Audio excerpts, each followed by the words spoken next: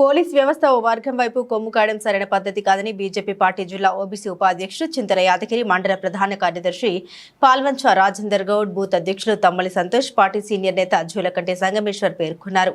బక్రీద్ పండుగ సందర్భంగా మొన్న మెదక్ పట్టణంలో ఆవుల్ని తరలిస్తున్న సందర్భంలో బీజేపీ, బీజేఎం, హిందూ వాహిని, గోరక్షక్ నాయకులు ఆవులు ఉన్న వాహనాన్ని అడ్డుకోవడం జరిగింది. అందుకు గాను కొందరు వ్యక్తులు బీజేపీ, గోరక్షక్ నాయకులపై కత్తులతో దాడి చేయడం జరిగింది.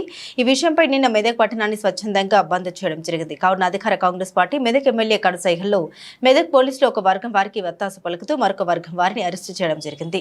ఈ విషయంపై బీజేపీ మెదక్ జిల్లా అధ్యక్షులు మరియు ఇతర నాయకులను అక్రమంగా అరెస్టు చేయడం జరిగింది. ఈ అక్రమ అరెస్టుకు నిరసనగా ఈ రోజు మెదక్ జిల్లా వ్యాప్తంగా బంద్ ప్రకటించడం జరిగింది. ఇందులో భాగంగా కొల్చారం మండలంలో కూడా స్వచ్ఛందంగా బంద్ చేయడం జరిగింది.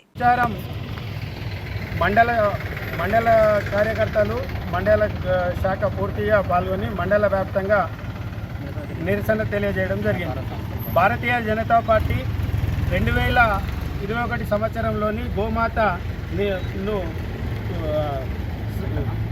చర్చకు రావడం జరిగింది. అప్పుడు బక్రీద్ 29 జూలై 29 తారీఖు నాడు చట్టం తీసుకున్నాడు. అది అమెండ్మెంట్కి ఇట్లా అయింది. ఆ స్థాయిని మన ఎస్పీ గారు తెలియకుండా ఏ గోవు అయితే ఉంది, మొగది కదా ఆడది కదా అనడం భావ్యం కాదు. ఏదైనా పశువే కాబట్టి దాన్ని మళ్ళీ వాళ్ళు వివక్ష చూపకుండా పూర్తి స్థాయిలో భారతీయ జనతా పార్టీ కార్యకర్తలపై అక్రమంగా కేసులు పెట్టద్దని కొల్చారం తరపు నుంచి మేము డిమాండ్ చేస్తున్నాం. బీజేపీ జై శ్రీరామ్, జై శ్రీరామ్, జై శ్రీరామ్, జై శ్రీరామ్.